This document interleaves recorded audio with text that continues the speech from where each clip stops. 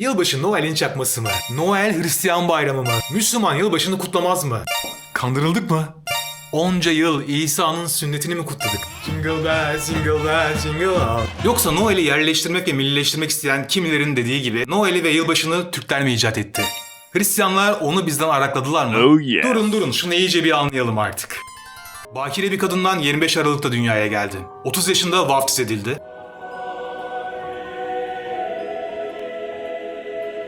Suda yürümek ve hastaları iyileştirmek gibi mucizeler gösterdi. Çarmıha gerilerek öldü, yeniden doğdu ve göğe yükseldi. Bu hikaye size tanıdık geldi mi? Yes. Eğer onun yalnızca İsa olduğunu düşünüyorsanız yanılıyorsunuz. İsa'dan yüzlerce hatta binlerce yıl önce, örneğin milattan önce binler ve 200'lerde antik Mısır tanrıları Ra, Osiris ve Horus, antik Yunan tanrıları Herakles, Adonis, Dionysos ve Atis, hatta Perslerin tanrısı Mitra ve Sümerlerin bereket tanrısı Tammuz'da 25 Aralık'ta bakire kadınlardan dünyaya geldiler. Temmuz ayına adını veren çoban tanrı bile Temmuz'da değil de 25 Aralık'ta doğuyorsa bu işte bir çopanoğlu, bir biteni olmasın mı? İşin gerçeği şu ki pagan inanışlarda soylu sınıftan insanlara tanrısal sıfatlar ve kutsiyetler yüklemek için böyle absürt, fantastik hikayeler yazılırdı. Hristiyanlığın da pagan kültüründen yani çok tanrılı dönemden fazlasıyla etkilendiğini biliyoruz. Peki neden 25 Aralık? Aralık aylarının sonları, Güney Yarımküre'de yılın en uzun ve en kısa gecesi, pagan kutlamalarıyla dolup taşardı.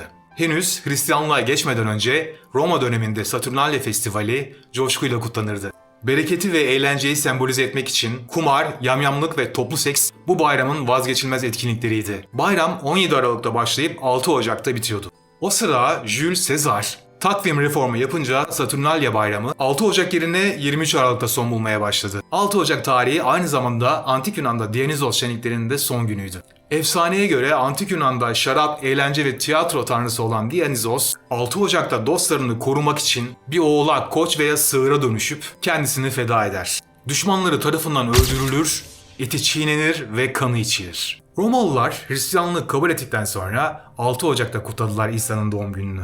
Hristiyanlar günümüzde İsa'nın öldürüldüğüne inandıkları gün, şarabı İsa'nın kanı ve şaraba bandırdıkları ekmeği ise İsa'nın eti olarak tasvir edip yemeye devam ederler. Gördüğünüz gibi aslında Dionysos şenlikleri ve İsa'nın doğumunu kutlama törenleri arasında inanılmaz benzerlikler var. Yamyamlığın bu festivalde devam etmesinin nedeni de bu. Roma Katolik Kilisesi daha sonra 23 Aralık tarihi üzerine bir değişiklik yapıp Katolik'te Noel, Ortodokslukta ise Epifani olan bu kutlamayı 25 Aralık tarihine sarkıtır. Çünkü paganizmden yeni çıkıp Hristiyan olmuşlardır. Dionysos'un öldüğü günde kutlama yapılmaması adına İsa'nın doğumunu 6 Ocak'tan 25 Aralık'a alırlar. Ve miladi takvime göre Hristiyan aleminde yılbaşı geleneksel olarak Anglikan Kilisesi'nde ve Lutheran Kilisesi tarafından İsa'nın sünnet edilişi için kutlanmaya başlar. Avrupalılar tam 25 Aralık'ta Lamba Festivalleri düzenlerdi. Lamba Festivali aynı zamanda Antik Mısır'da Tanrı Osiris'i almak için yapılan bir kutlamaydı. Roma Katolik Kilisesi 25 Aralık üzerinde karar vererek hem Lamba Festivali'ni hem de İsa'nın doğumunu birleştirdi. En başta ne demiştim? 25 Aralık aynı zamanda Antik Yunan'da Dionysos'un da doğduğu gündü. Lakabı yaşlı Plinius olan tarihçi Gilius Plinius Secundus 21 Aralık'ın yerine 25 Aralık'ın seçilmesini bir estapotası olarak görse de bana kalırsa da bu tamamen pagan geleneklerinden öyle kolay vazgeçilemez olmasıydı. Aslına bakarsanız bu çoğu Hristiyan için öyle hemencecik kabul edilecek bir şey değildi. Yüzlerce yıl insanlar İsa'nın 25 Aralık'ta doğduğuna inanmayacaklardı. Hristiyan ilahiyatçılar İncil'de söze edilen doğum esnasında tarlalarda çobanların olduğunu söylerler. Eğer çobanlar tarladaysa öyleyse mevsim bahar olmalıydı. Yani İsa Mart ya da Nisan aylarında doğmuş olmalıydı. Modern takvimlerde yılbaşının 1 Ocak olmasının nedeni antik çağlardaki köklü geleneklerin, bayramların, festivallerin Aralık ayının ortaları ya da sonlarında olmasından dolayı olduğunu artık biliyoruz. Peki ama İsa baharda doğduysa neden Aralık? İşler fena halde karıştı mı? Durun. Şimdi çözülecek düğüm. Aslında antik çağlarda yılbaşı bahar aylarına denk geliyordu. Mezopotamya yeni yılı ilk kez M.Ö. 2000'lerin başlarında Mart ortasında ilkbahar ekinosu zamanında kutlardı. Erken Roma takvimi 1 Mart'ı yılın ilk günü olarak belirledi. Bu takvimin Mart ayından itibaren sadece 10 ayı vardı. Antik Mısır'da Nisan ayına denk gelen Akitu Festivali tam da yeni yıla denk gelen arpa ekimini temsil ediyordu. Sonrasında gelen onlarca dinde de yeni yılın bahar aylarında benzer festivallerle kutlanma geleneği sürüp gitti. Ta ki Hristiyanlığa kadar. Mesela Asurlular, Persler, Türkler, Medler yılbaşının Nevruz dedikleri baharın ve yeni yılın başlangıcı olarak kutladılar. Pers yeni yılına denk gelen İran güneş takviminde bahar ekinoksu 21 Mart'ta Nevruz adıyla kutlanır oldu. Türklerin ve Kürtlerin İslam'dan önceki dini Şamanizm ve Zerdüştlük'te 21 Mart'ı 22 Mart'a bağlayan gece yılbaşı olarak kutlandı. Mesela şuna bakın.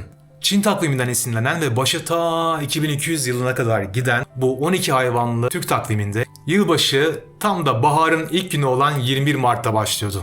İşte şimdi düğüm çözülüyor. Antik çağlardaki bu kadim kültürlerden önceki uygarlıklar da kim bilir yeni yılı, yılbaşını hangi aylarda kutluyorlardı. Ama artık bildiğimiz o ki yılbaşının Mart sonu Nisan başına denk gelmesi bahar aylarının getirdiği mevsimsel coşku ve bereketle ilgili. Çünkü takvimin ve tarihin o dönemki insanlar için pek de bir önemi yoktu. Önemli olan mevsim döngüleriydi. Evet, Hristiyanlık bu kadim geleneği mevsimsel olarak değiştirdi. Ama İsa'nın 25 Aralık'ta doğduğu fikri tarihsel kayıtlarda ancak milattan sonra 4. yıllarda ancak ortaya konulabildi. Origen, Tertullian, Irenaeus ve İncil yazarları gibi eski kadim tarihi yazarlar bile bu konuda sessiz kalmayı tercih ettiler. Milattan sonra 300'lerin ilk çeyreğinde Roma İmparatoru Konstantin 25 Aralık'ı İsa'nın doğum gününü kutlama günü olarak resmen kabul etti. Peki Noel Baba ve ağaç süsleme geleneği de nereden çıktı? İçinizi rahatlatacaksa söyleyeyim. Bunlar da Hristiyanlığa ait gelenekler değil. Hristiyanlık bunları da yine pagan geleneklerden aldı. Ya da arakladı. Yılbaşı ağacı Antik Yunan'da Anadolu Frigya Krallığı Yunan bitki örtüsü Atis'le fenomenleşti çok ilginç bir şekilde. Atis çoban bir tanrıydı. Bakire Nana'dan doğmuştu ve en az Adonis kadar güzel bir tanrıydı.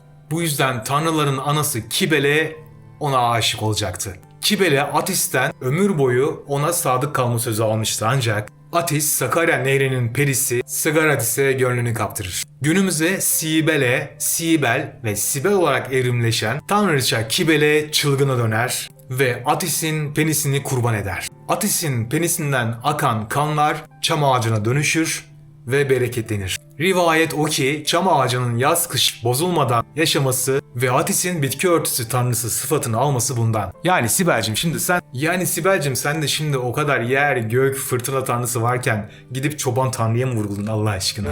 Dostlar bakın, tanrılara sunu, kurban, adak geleneğinin kan ve cinsel organlar üzerinden hatta bazen de bakirelik üzerinden Hristiyanlığa geçtiğini kanıtlayacak onlarca güçlü mitolojik örnekler var elimizde. Çam ağacının kutsallığı da bu şekilde Hristiyanlığa geçti bana sorarsanız. Aynı zamanda Asurluların yeni yıl kutlamalarında özellikle kız çocuklarının çiçekler ve otlar toplayıp Dek Mart Nisan yani Nisan'ın sakalı adı verdikleri bir kutlamayla evlerinin tavanlarından böyle avize gibi sarkıtırlardı.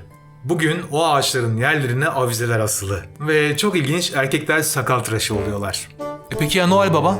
Ona da Afganistan'da Nevruz kutlamalarında yaşlı, beyaz sakallı, tüm zorlu kış ayları boyunca ev köy gezerek insanlara hediyeler veren, onlarla sohbet eden ve sonunda kışın yıkıcılığına üstün gelip doğanın gücünü temsil eden Kampirak adı verilen bir karakterle rastlıyoruz. Hem sonra sizi Afgan çöllerinden alıp iyice kuzeye götürdüğünde ise Özbekistan, Kırgızistan, Türkmenistan ve Tacikistan'da Ayaz Ata ya da Ayaz Baba ismi verilen bir kış karakterine daha rastlıyoruz. O da bir kış tanrısı ve halka hediyeler dağıtacak kadar da gönlü bol.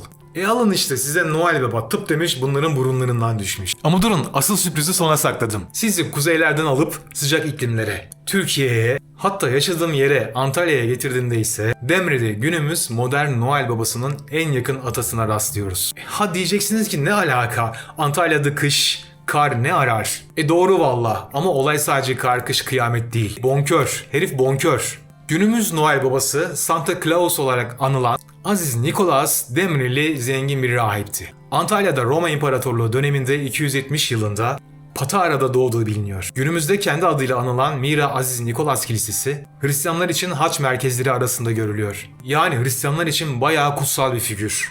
Karakter olarak da iyiliksever biri olarak anılan Nikolas, 1931'de Haddon Sundblom tarafından çizilen modern imajıyla günümüzün Noel Babası ilan edildi. Peki şimdi tam anlayamadık, karıştı olay. 25 Aralık, İsa'nın doğumu, 1 Ocak.